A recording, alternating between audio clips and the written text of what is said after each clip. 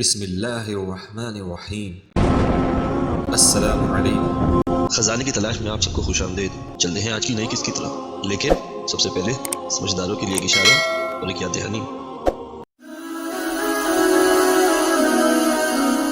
ناظرین، جیسا کہ گزشتہ اقساط سے اسراء اور معراج کا سفر جاری ہے، تو ناظرین اسی سفر کو آگے بڑھاتے ہیں۔ اور ناظرین، جب حضور صلی اللہ علیہ وآلہ وسلم فارغ ہو کر مسجد سے باہر تشریف لائے تو 3 پیالے آپ کے سامنے پیش کیے گئے۔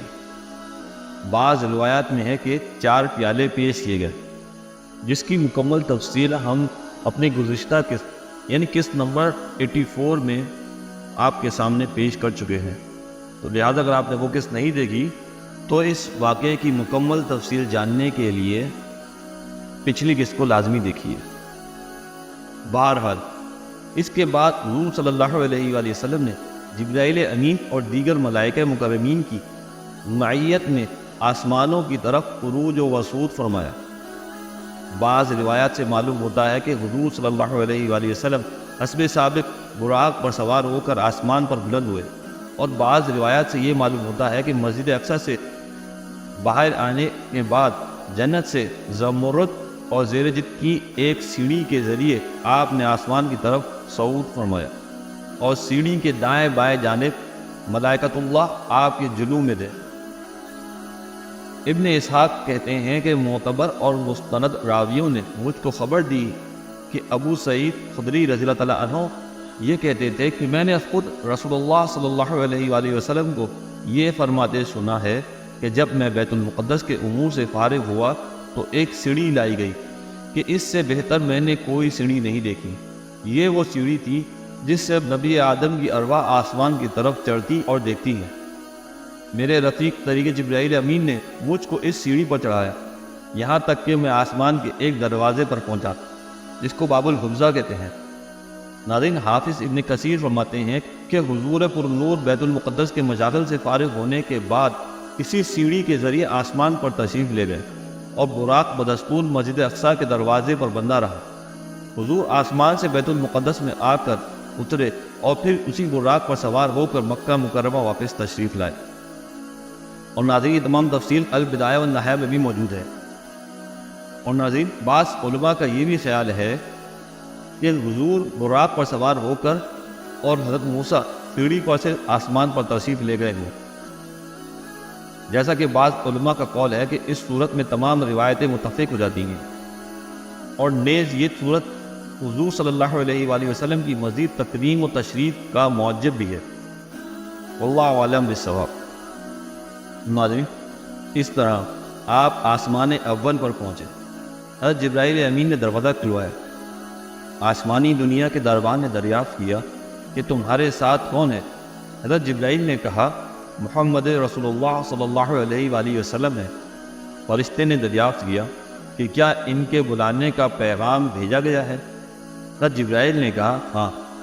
فرشتوں نے یہ سن کر مرحبا کہا اور دروازہ کھول دیا۔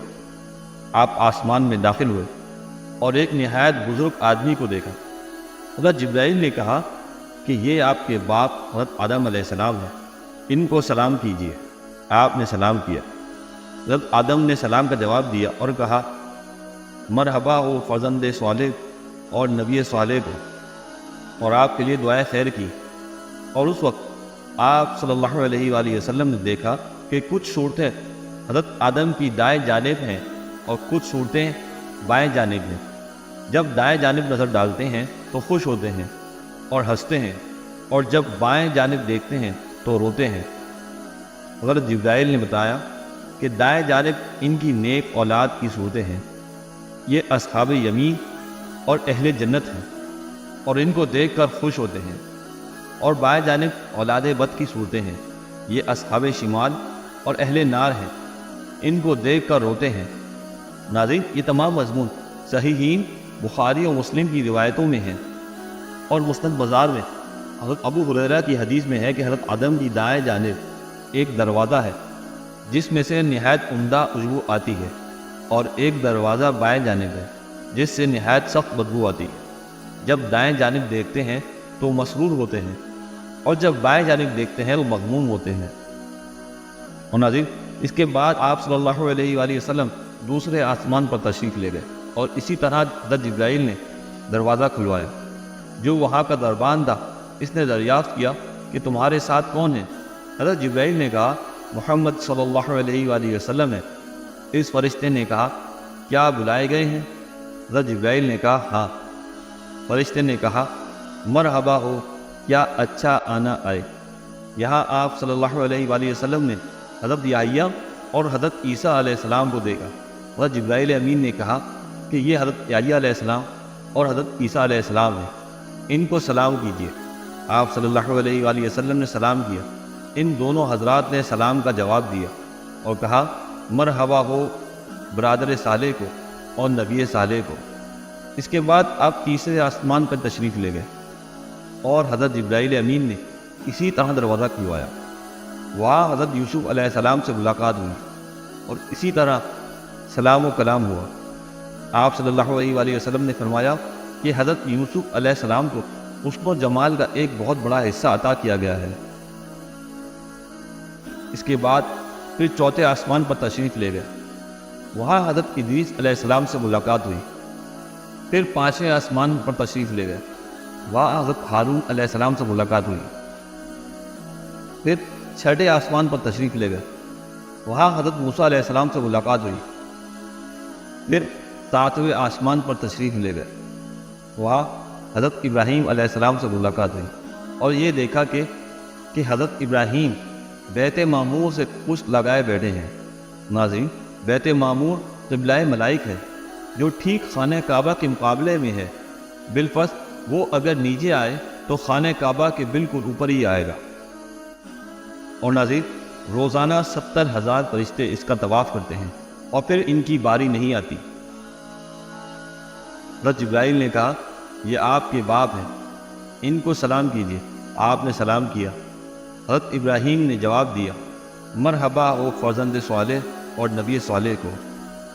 ناظرین، اسراء و معراج کے سفر کا یہ سلسلہ بھی جاری ہے، لیکن ناظرین فی الحال آج کے لیے بس اتنا ہی۔ اگر آج کی قسط آپ کو پسند آئی ہو تو لازمی لائک ضرور کیجیے گا، اور ہمارے ساتھ جڑے رہنے کے لیے اور حضور اکرم صلی اللہ علیہ وآلہ وسلم کی زندگی کے بارے میں مزید جاننے کے لیے چینل کو لازمی سبسکرائب بھی کیجیے اور اپنے پیاروں سے بھی لازمی شیئر کیجیے۔